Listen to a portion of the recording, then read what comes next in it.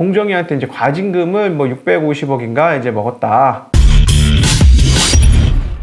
언니들 안녕하세요. 지금 어젠가 네이버를 이렇게 보고 있는데 갑자기 SPC가 실검 1위에 올라가 있는 거예요. 그래서 SPC가 실검에 올라올 일이 뭐가 있지? 이제 제가 보니까 뭐 이런저런 이슈가 있었나 봐요.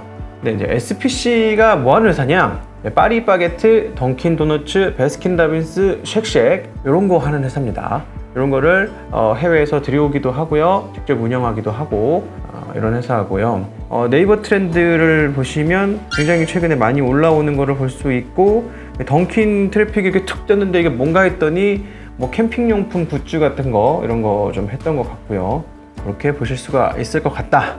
던킨은 뭐 요즘 싹쓸이랑 또 뭐 콜라보를 해가지고, 그러니까 이 회사는 굉장히 빠르고 트렌드에 민감하고 그런 부분에서 굉장히 잘하는 회사라고 생각을 합니다. 왜 파리바게트에 가보면 뭐 디즈니랑 콜라보한 그런 것도 많이 있었잖아요. 캐릭터랑 콜라보한 케이크. 사실 애들이 가면 케이크 마시고 뭐고 가네. 아예 엘사 케이크 있다는데 뭐 안 살 수가 있나요? 애들 입장에서 뭐 케이크 뭐 맛있고 중요한 게 아니잖아요. SPC는 이런 일을 참 잘하는 회사다. 그리고 감각적이고 굉장히 그 트렌디하게 빠르게 움직여가지고 이런 면에서는 국내 그 빵 있잖아요. 이게 무슨 제과점 빵, 소위 말하는 파리바게트 빵집 빵이든 조금 더 비싼 파리크라상 빵이든 아니면 마트, 삼립, 샤니 빵이든 그냥 넘버원이다. 이 동네에서는 짱 먹는 형아다. 이렇게 보시면 되겠습니다.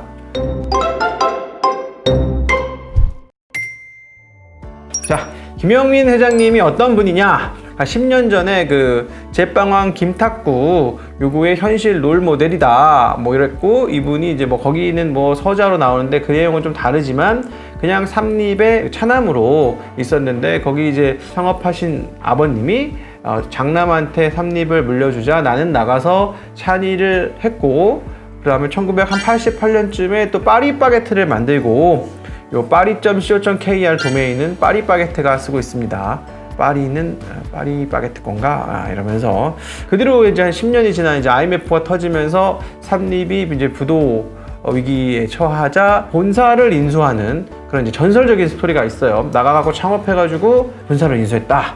이런 뭐 전설이 이야기가 있고요. 뭐 여기까지 하면은 이제 SPC가 이제 이런 회사다, 짱 먹는 빵집이다 라고 하면 조금 폄한가? 어쨌든 요런 소비재 있잖아요. 아까 말씀드렸다시피 뭐 파리바게트, 베스킨라빈스, 던킨도너츠 뭐 이런 거, 그다음에 조금 이제 그 잘 안 된 거는 뭐 잠바주스 이런 것까지 전부 다 SPC가 진행하던 겁니다. 근데 이제 실검에 나오는 이유는 이렇게 장사를 잘해요 뭐 이런 걸로 나온 게 아니고, 내부 거래를 통해 가지고 공정위한테 이제 과징금을 뭐 650억인가 이제 먹었다. 대기업도 아닌데 중견기업한테까지 이제 공정위가 조사를 하고 있다. 과하나 아니면 뭐 어떤 내용인가 이런 것 때문에 이제 실검에 올라왔던 것 같고요. 그 내용을 정말 쉽게 한 줄로 딱 말씀을 드리면, 파리바게트와 밀가루집이 있는데 중간에 회사를 하나 넣은 거예요.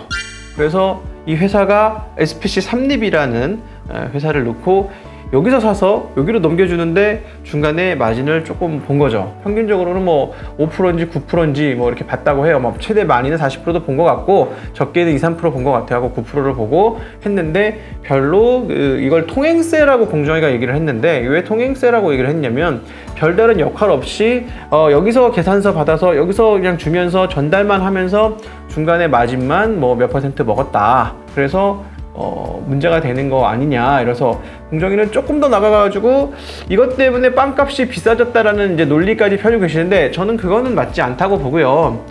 소비자가는 시장에서 파리바게트가 혹은 던킨도너츠가 열심히 결정을 했을 거예요. 우리가 팔 수 있는 가격의 한계선까지.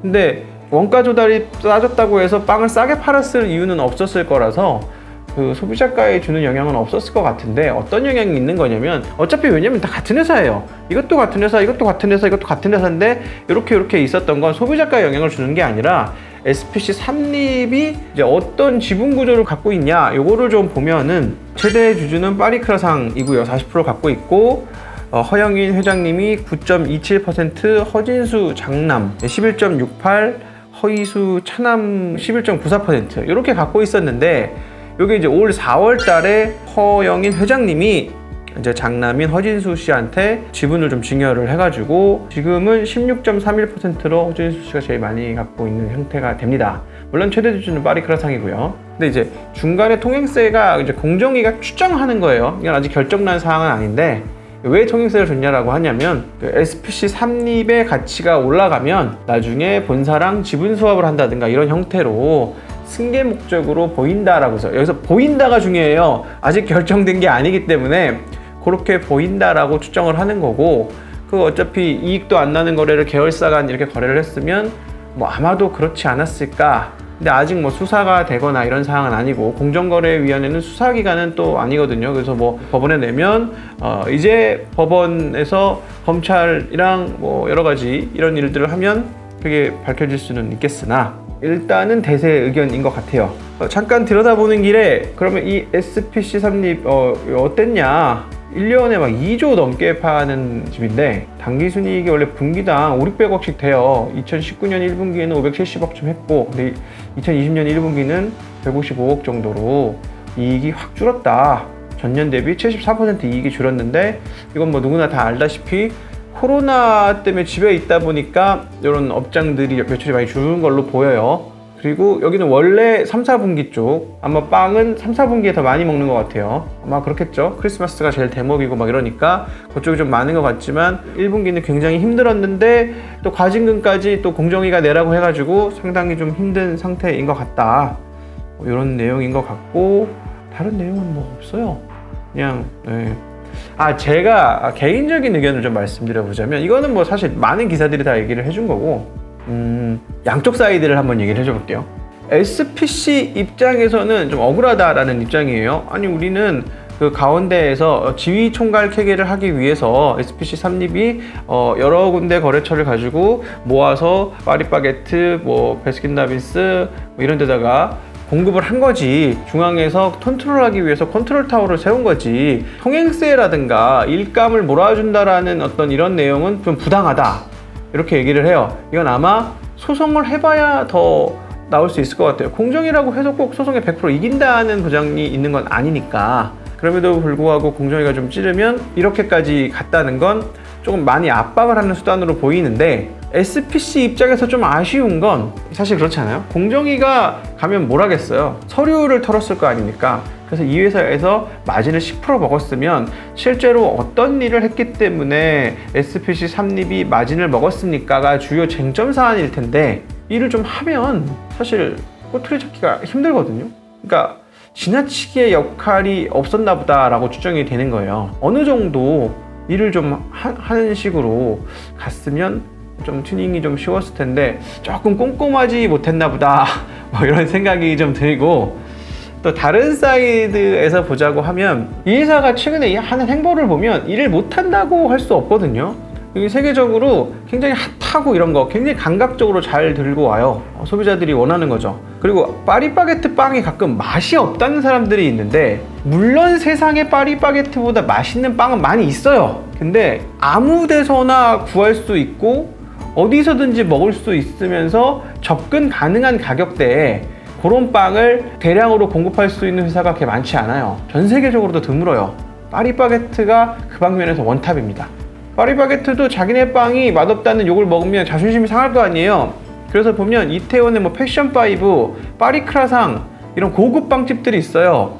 파리바게트가 야, 우리도 비싼 빵, 고급 빵 만들 줄 알아 이런 거를 하는 거죠. 근데 어느 정도 그 대중적인 입맛은 파리바게트에서 할 수 있어 라고 하는 거고 파리바게트 경쟁사는 엄청나게 비싼 그런 빵집이 아니잖아요. 뭐 뚜레쥬르라든가 이런 데랑 경쟁하고 있는 거니까 정말 제대로 하고 있는 건 맞는데 요번에 스텝은 조금 꼬이신 것 같아요. 그렇다고 제가 지금 뭐 SPC 삼립을 편들자는 건 아니고 그런 부분이 조금 아쉬웠던 것 같다. 이게 왜 일어난 이슈냐면 대부분의 지금 재벌들이 다 일어나는 이슈예요. 승계는 해야 되겠는데 상속세는 많이 내면 상속세를 많이 내면 세금을 많이 내는 것 자체가 문제가 아니라 승계를 하려면 지분 보조를 줘야 되잖아요. 상속세를 내고 나면 지분이 줄어들 거 아니에요. 안정적인 경영권 승계가 안 되는 거죠. 그래서 이제 이런 이제 중견기업이라든가 경영권 승계를 하기 위해서 기업이 영속성을 가지고 안정적으로 일을 하려면 경영권 승계에 너무 많은 세금을 매기는 게 이런 탈법을 만들어내는 거 아니냐라고